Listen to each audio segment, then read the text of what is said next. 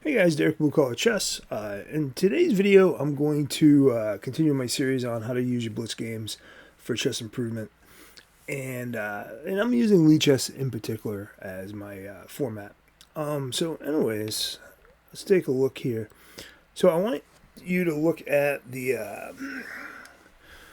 part of the screen with all the notation on it. So as you can see here, I like to shut. So when I'm looking at the middle game stuff, I don't like to have the computer on and I don't like to have the book on. So when I'm looking at the opening, that's what I like to do.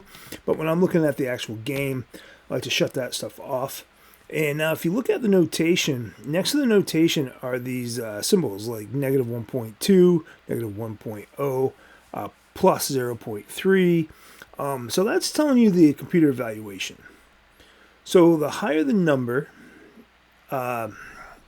the better that player is doing. If it's a plus, it's for the white side, so the white side's doing better. If it's a negative, then the black side is doing better, okay? So that's how you read that. So that will tell you, so I know on move 8, after knight f6, he played c4, and that immediately gave me an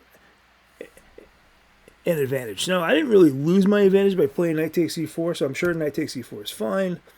But then he played knight takes e7, and that gave me another 0.8. So it's kind of hard. So if you have a coach, you can ask him why that's a bad move for white. If you're doing it on your own and you're a strong enough player, you might be able to kind of come up with somewhat of an idea.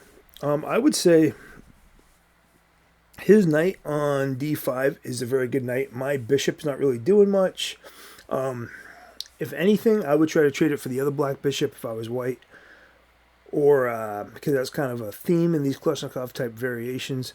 I would plant that knight right there, and I would not trade it for that bishop. I think sometimes when you're playing quick, and sometimes when you're just playing, you'll hear things about like the bishop pair. I mean, it's somewhat important. If you're playing a slow game, I think you can really kind of nurture that type of thing. But in a faster game like this, I don't think the bishop pair is that big of a deal. So the computer after knight takes e7 is like, okay, so queen takes e7 is negative 1.6. I can't imagine what the other move would be, so it's probably the same moves. Anyways, so this is saying I am up 1.6 points here. So we've already used the computer for a positional consideration, right? I mean, that wasn't even tactical. It's just like, why is it better? It's getting you to think in those terms. So again, white would have been better off playing something else and not trading that, because he's already made a mistake. Now he's traded off one of his better pieces. Now, honestly, so one of the things that we do when you're up a pawn, a lot of times you'll trade down to a winning endgame. So he's helping us do that too.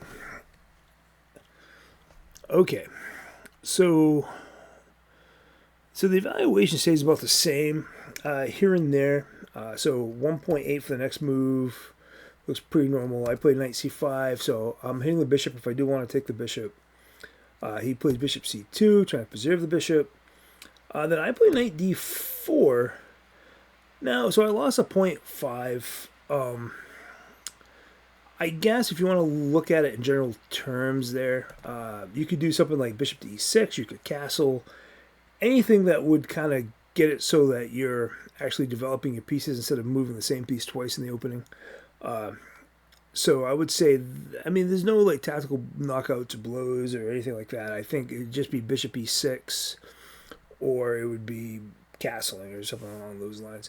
Castling makes me a little nervous. Or even, you can even move a5 there. You don't need to do a5 yet, but anyway, so I play knight d4. He castles, I castle. Everything, the evaluation is still the same. He plays rook e1. Put his rook on an open file, which is pretty normal. Now, again, they say that is that's a concession. Not a very small one, but a concession just the same. So maybe they want him to develop his last piece, or play b3 and develop on the long diagonal, perhaps, if there's no like tactics kind of preventing that. Yeah, I mean, I wouldn't focus too much on that, but anyway. So rook e1, then I play queen h4, which doesn't really give away any of my anything. So then he plays bishop to e3, and I play bishop to g4. And that is a mistake. I think I did that too. I wanted to get, for some reason, I thought getting f3 in would be good for me. I don't know why I thought that. But so knight takes c2, and I've pretty much given up my whole advantage. So with this sequence of moves, so this bishop g4 into f3, which is something I provoked on purpose, and then knight takes c2. So one thing that's showing me is that I try to make a forcing move, which worked, but my follow-up was just to trade pieces. And now it's not terrible because I am a pawn up, but I've got a weak d6 pawn. So it doesn't really make sense there for that whole type of planning. So he plays knight takes c2. I have to now return my bishop back to... I go to f5, so that way... basically, now I'm probably going to trade this bishop for this knight here to preserve this pawn, which is my only advantage. So he plays bishop f2, kicking the queen, which again, it gave me a negative 1.3. So my queen's not doing anything there anyways, so why bother kicking it, right? Like, it doesn't make sense for him to do that. So even though you're looking at it from both sides, it kind of helps you to come up with better plans and kind of a better thinking process, even in a blitz game. But this is going to be stuff that you're going to do. So that you're going to do in a slower game too, because like your intuition is going to kick in a slow game just as well, right? So anyway, so you're going to play queen. So I play queen f6 again. Not the right move. What would have been a better move there? Because it shows me right there I lost almost a point. I can probably just take the pawn, huh? So I can just take this pawn, and now I'm threatening this knight. And that's just quick, I think. Yeah, see, that preserves everything. So yeah, so queen takes e4, and I'm hitting the knight. And he's probably going to play something like, I don't know. I'm not sure. Probably this, actually. I think I would play that if I was him. And then I would play queen to e6. And we've got this. Jeez, does he have this now? And then you've got that. Yeah. So, yeah, so that was a quick analysis there. So anyways, so back to bishop f2. I play queen f6. Knight to e3. So again, when this is a blitz game, I'm going to be honest with you. It's not so much that you're trying to find the better move. You're trying to find why you made the bad moves. And you're trying to like keep that from reoccurring over and over and over. Sometimes you might notice that it's central tension, or it's just tension in the position. Anyways, so rook a d8.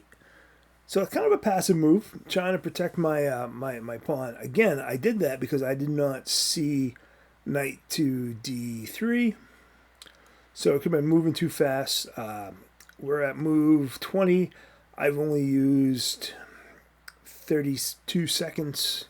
So yeah, so I'm moving way too fast. So now he's got a better position. He plays knight d5. I have, so right there. Yeah, so I have to pay attention to that type of stuff. F4, give me back my advantage. I play knight to d3. That gives me the advantage of negative 1.3, so that's the right move. Rook e3. Knight takes f2. I give back a little bit, but not too much. King takes f2. And then queen to h6. And as you can see, I gave back my my advantage here.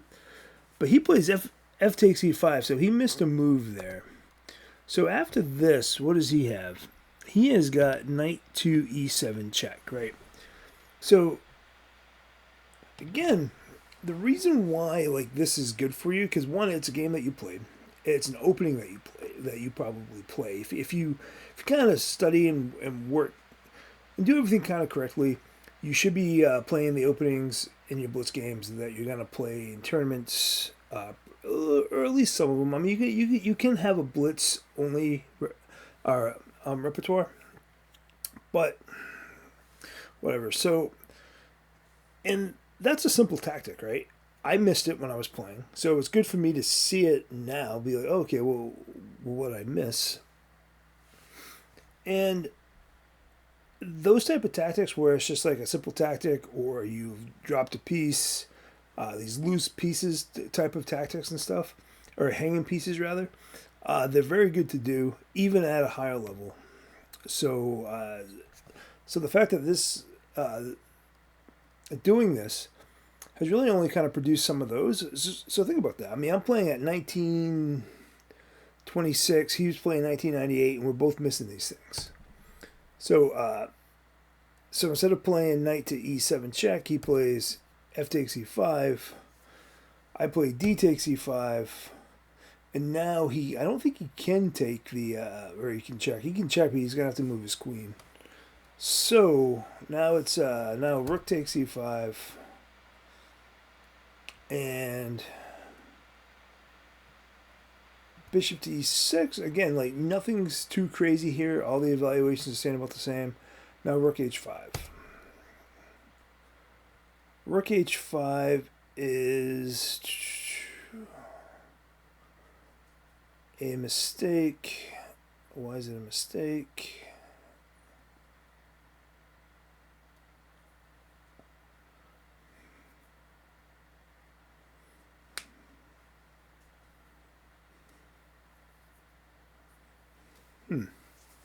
Yeah, so rook h5 is a mistake, and I play rook takes d5, which is like a little tactic, but it says that move gives him an advantage, as you can see right here. So I got to figure out what to do about it. Like, what do I do there? What is going on? Yeah, because I can't move it anywhere. Can I? Can I move it somewhere?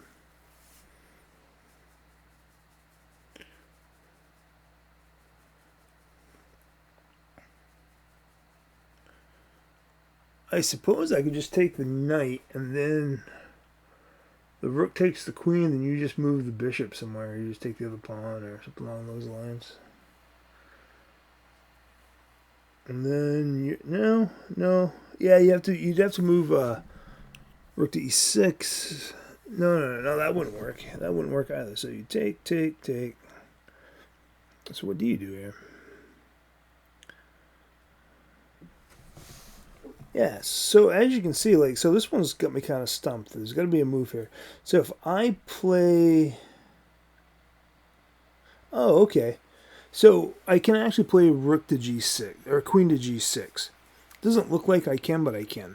So what's going to happen is queen to g6, knight e7. If he does that, then you can play king h8, and then the knight's going to take g6, and then you're going to take back with the f-pawn, and you're going to put him in check, and you're also attacking the rook, and then you're going to take the queen with your rook. So what that's going to look like is this.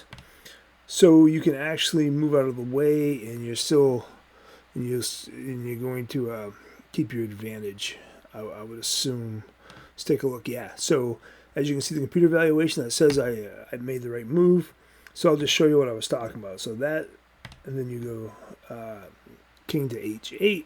Knight takes check, take back with the pawn, check on the king. You see a little red around him. So you got to move the king, right? So then you go here, and then you just take, and you're going to be a piece up. Okay, so now back to rook takes d5. He played c takes d5, which is the right move. I played queen to f4. So now I'm playing for tricks mostly, I think. And he played king to g1, just getting his... It's intuitive to get your king out, back in the corner somewhere. So he does that. I play bishop to g4. And he played rook to h4, and then I just played queen, which was a serious mistake. So king to g1 was a mistake because of this move. And I don't think he has a place to put it. I think he's just lost a piece there. So, and once he does that, I just do this, check. Yeah. So this puzzle didn't really give me a ton to work with. It gave me mostly tactical things. But, it is a blitz game. So using your blitz for opening practice and tactics is not a terrible thing, So anyways, this is Derek Blue Collar Chess. This is how I will go over a blitz game. Usually I do it a little bit quicker than that, but I have to explain everything to you guys. So it takes about 5 to, 10 minutes at the most for a blitz game. I wouldn't spend a ton of time, but it does get your brain kind of thinking about the game in different ways. Because blitz doesn't really give you time to think about, you kind of have to use your intuition and just kind of, sometimes you're even just guessing, So anyways, this is Derek Blue Collar Chess. Hope you enjoyed this video, and we'll talk to you guys later. Bye.